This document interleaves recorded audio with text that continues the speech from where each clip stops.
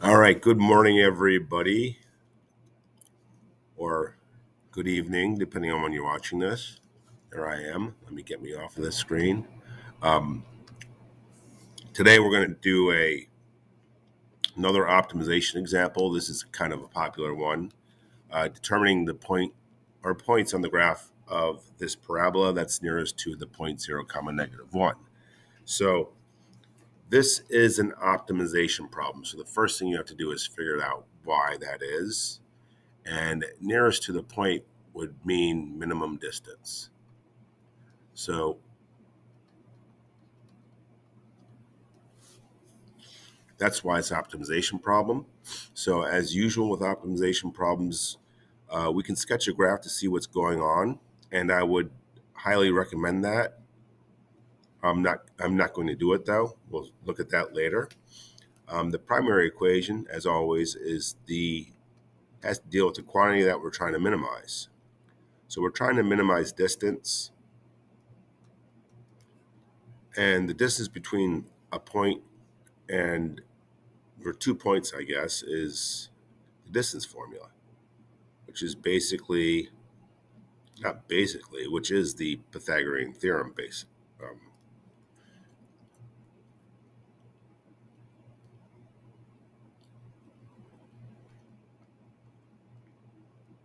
so here we go.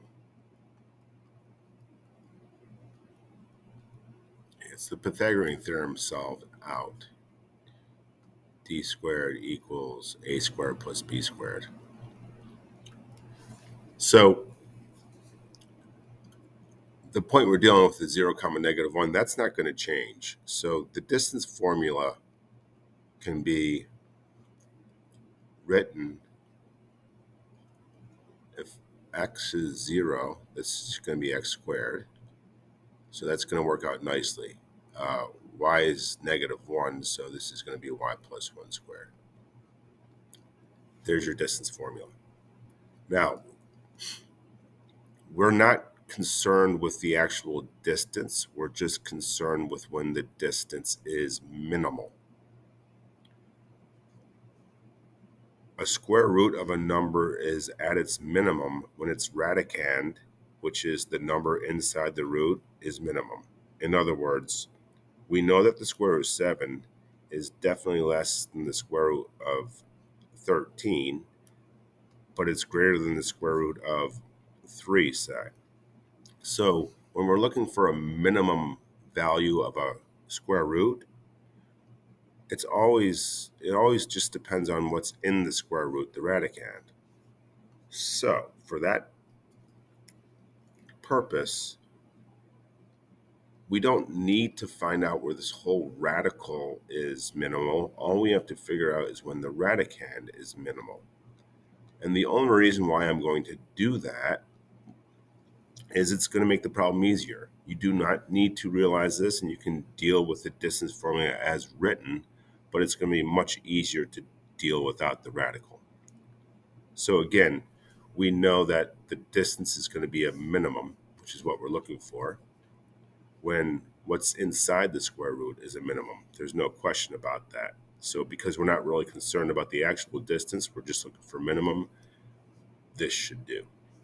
So that's the primary equation I'm dealing with.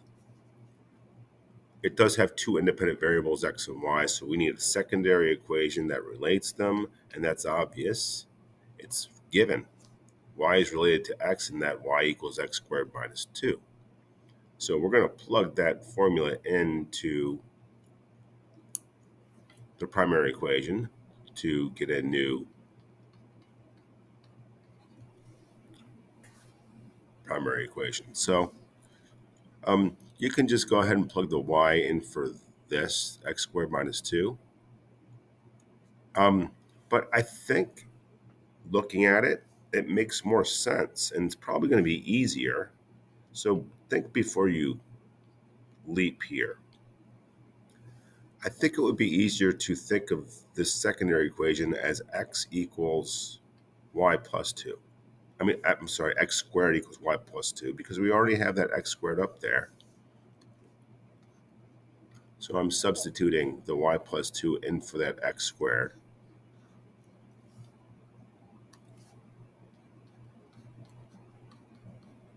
and just go from here.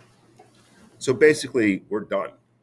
All we have to do is find out where this would produce a minimum distance or the minimum radicand. So we're going to take the derivative, set it equal to 0, and solve for y. Figure out if it's a minimum or maximum. So here we go. The derivative of this radicand of the distance formula, which we're going to set equal to 0, is 1 plus, chain rule this, to the first times derivative of y, which is 1. So that's it. We need to solve this. Multiply it out. So we have 2y plus 2 plus that 1 is 3. So that was pretty easy. Y equals a negative 3 over 2. Let's make sure that this does produce a minimum. We'll find the second derivative. The second derivative, well, here's the first derivative. So the second derivative is 2, no matter what, which is positive. So this would produce a minimum. And all we need to do is solve for x now.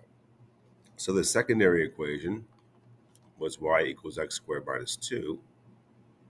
So plugging that in,